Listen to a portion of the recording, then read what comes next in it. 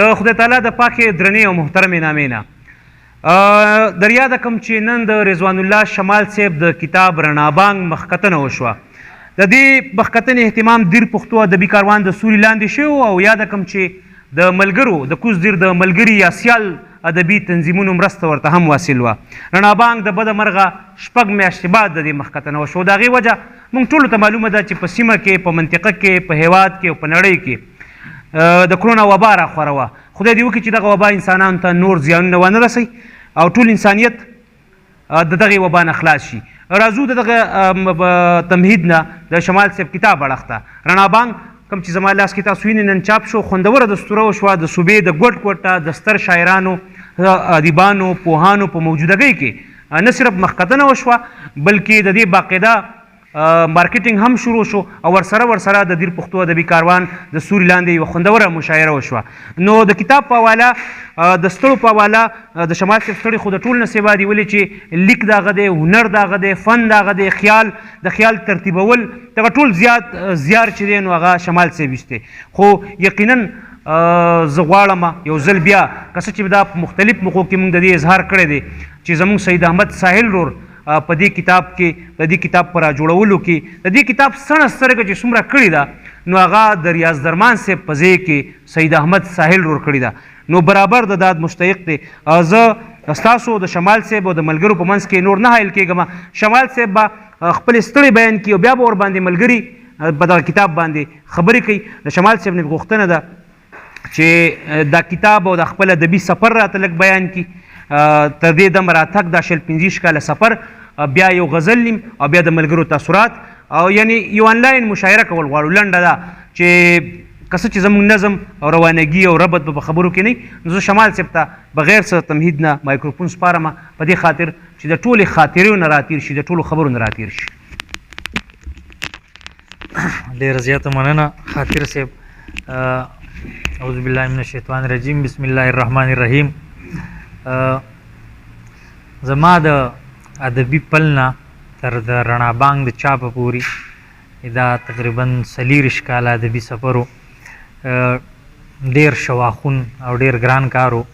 زه چې د 9 ټولګي زده کړیالو چې ما شعر و ادب ته رالم په هغه دور کې په دیر کې تنظیمونه هم نه و. لږه موده پس کال 1996 کې دلته ملګري راټول شو، د اقبال حسین سالار، شوګیر عثمان خیل، رمشاد پامیر، فرحت الله یوسفزئی، لیاقت الیاد، دا ملګري راغونډ شو. دی یو غیر رسمي طور باندې یو ټولنه جوړه کړه. د هغې په هغه وخت کې نوم هم نه و. بیا کال پس هغې له د دیر پښتو ادبي ټولنې په نوم باندې نوم ورکړی شو. زه دومره ماشوم وم، د کم عمر وم چې په هغه وخت کې په دیر کې د غټ عمر شاعران نه و او زما په شاعرۍ باندې مشرانو ملګرو یقین هم نه کوو چې ګنې دا به دا شاعري کوي که دا بل څوک ده. بهرحال هغه سفر روان و، د مشرانو ستاینه، ډاډ، شاباسۍ هغې زه دې ته هڅولم چې هغه سفر مخکې تلو.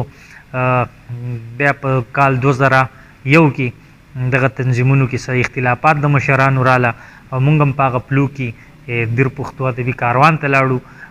بیا د دیر پښتو ادبي کاروان یې څه شو کال 2002-3 کې احسان باچا خوګلن صاحب دیر پښتو ادبي کاروان ته راغی او د هغه په ادبي سوري کې زمونږ ادبي روزنه کېده او هغه سفر راتلو تر دې وخت راورسېد چې ملګرو دې ته وهڅولم چې اوس خپله شاعري چاپ کا.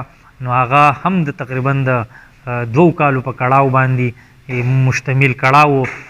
زه په دغه کتاب په چاپ کې د ټولو نه لومبی د ګل احمد وردګ، یاسر اکمل روغاني، نبیل افغان ډېره زیاته مننه کوم چې هغوی د دې کتاب کمپوزینګ ذمه په غاړه واغسته او ویډیا یې راله دا کمپوزینګ وکړو. د هغې نه پس د ګران سید احمد ساحل مننه کوم چې تر 9:30 پورې مونږ به په دغه املا په حواله، د غزل د تصحیح په حواله، د ترمیم په حواله مشغولېدو. نو زما خپل خوبونه هم آرام او د هغه خوبونه مې هم د ځان سره آرام کړي. د زیار ټسټ ډېره مننه کوم چې هغه مې په دې ټایټل هم دغومره تنګ کړی څومره چې مې ساحل صاحب په عذاب کړی. د درمان صاحب، د حیات صاحب، شوګیر عثمان خیل، د دې ټولو ملګرو زیاته مننه کوم زما چې د کتاب په هره حواله ستړي کړي، د منډې وهلې دي او نن چې دا کومه دستوره وشوه نو زه په خپله هم د دې په حق کې نه وم چې زه دې مخکتنې وکړم. بس کتاب چاپ شو، مارکیټ ته هم سپلای شو، ملګرو ته وم رسېد ډېرو ته.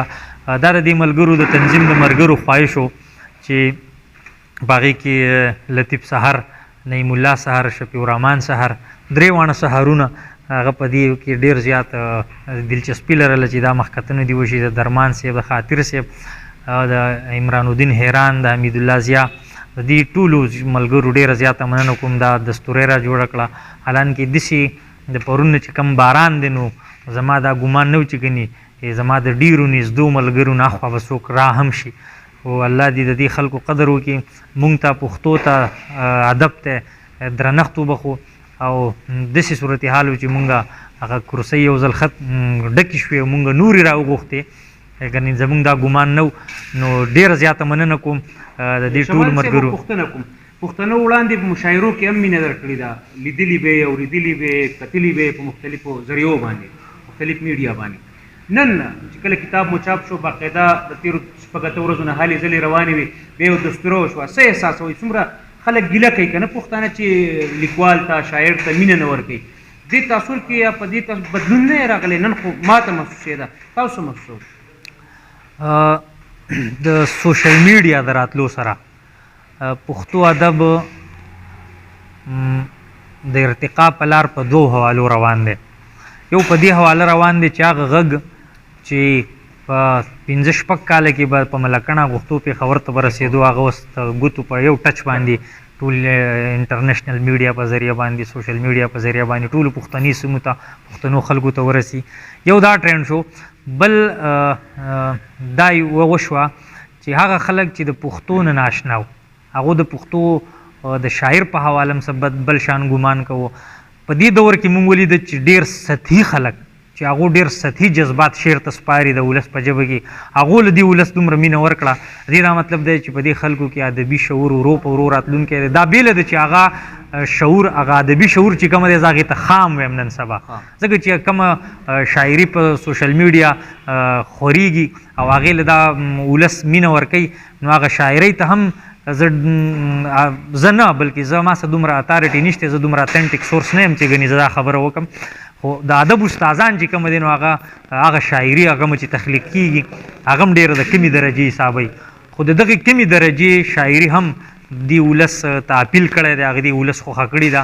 نو ممکنه ده چې فی الحال زما د پښتون ولس ادبي شعور هم ومي، خو دا به انشاءالله د یو ترقۍ بام ته رسي.